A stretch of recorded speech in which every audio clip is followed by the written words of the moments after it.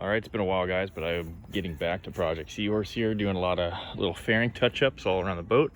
A lot of defects from previous damage and my repairs that it's taking a lot of time just to try to get rid of them. It's not going to be perfect, and I'm trying to realize that and accept that and just get it pretty much, good enough from 10 feet away. But there's got areas I'm touching up here. I'm worried that I'm going to have another structural repair because I thought I was done with structural repairs. So there's a previous video where I show a crack in the boat that was actually repaired, and it was a decent repair, but I decided to just kind of reinforce it. But it looks like the boat took an impact here. They patched it up and they tried to rebuild the whole deck flange here. It had metal screws in it, Bondo, JB weld, a really rigged repair. So anyway, I took it out, redid it, all that. But you'll see all these parallel lines here.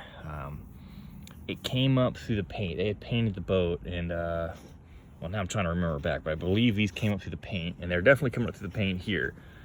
So this top coating, I'm gonna backtrack because look, there's their paint, and I've sanded down to the gel coat. So it's in the gel coat, not in the paint. Surprisingly, it didn't come up through the paint. So that's nice that maybe I can paint over it and they won't show up. But I'm worried that there's a structural integrity. There's no delamination from like tap testing. Like I can't notice any major flaws. Like it's not, I wouldn't say it's absolutely critical. Boat's not crossing an ocean. It's not gonna see really high stresses where maybe you'd worry about these developing, growing deeper, spreading, etc. But spread a little alcohol there. It does, let's see if the camera can pick it up. It does extend into the gel coat, or I'm sorry, into the fiberglass. So it's definitely, these are deep cracks, but they don't go through the other side. The boat, it doesn't make any noise pushing on it, and it doesn't extend through the other side. I'm just trying to decide if I need to, let's see how far back they go. I mean, this is a pretty wide area. Do I need to sand down into this and do a reinforcing layer?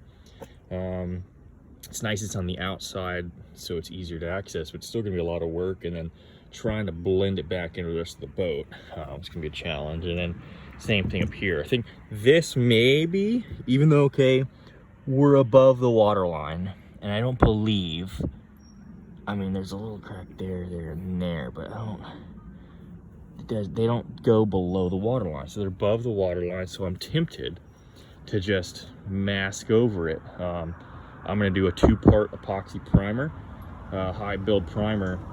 I think it's gonna hide a lot of the flaws and then just give a really nice base layer, hopefully to prevent all my gel crack from coming up to the paint.